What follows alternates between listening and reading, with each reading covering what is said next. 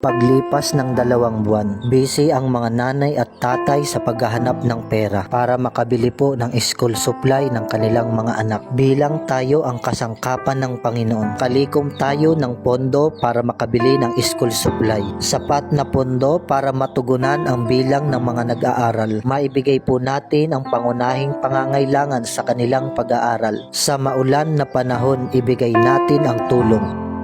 Isang maulan at mapagpalang araw po sa inyo po mga kaibigan at mga followers ko po sa Facebook. Kahit masama po ang panahon at maulan, hindi po yan hadlang para hindi po natin ipaabot ang pagpapala. Malapit na po ang pasukan. Isa sa mga problema po ng magulang, notebook, hindi na po problema po yan. Papel po, hindi na po problema yan. Dahil ngayong araw po mga followers, mga kaibigan, umpisahan na po natin na bigyan po ng school supply ang mga batang katutubo na nag-aaral po dito sa bundok. Samahan niyo po kami mga kaibigan. Dalangin ko patuloy na pagpalain ng Panginoon ang mabait na sponsor at lahat po tayo mga kaibigan patuloy na pagpalain.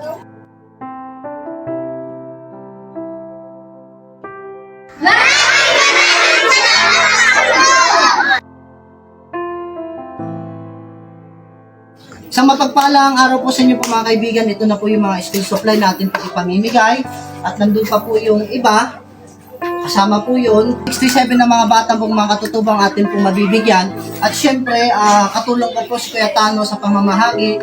Kahit masama po yung pakiramdam ko, mamimigay po tayo kasi syempre malapit ang pasukan ay maulan baka hindi natin maibigay at walang magamit po ang mga bata. Maraming pong salamat.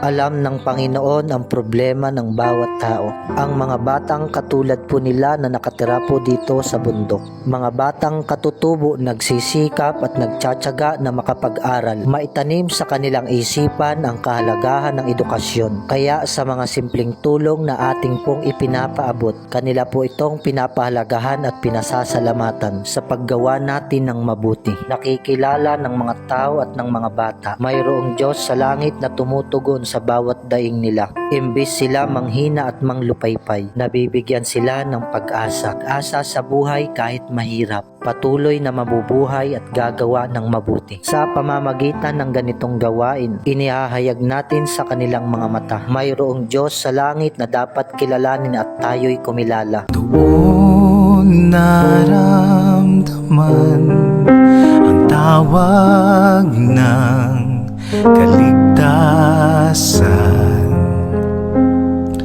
Sa pag-ibig ni Jesus, ako'y kaniyang natagpuan.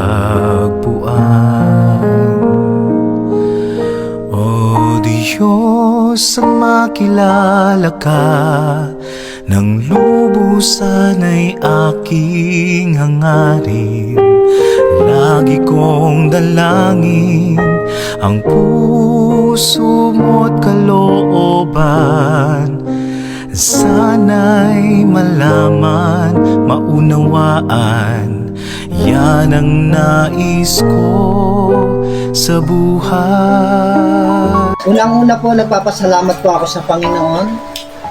Natapos po mga kaibigan na makapagbili po tayo ng school supply sa 67 po ng mga batang katutubo.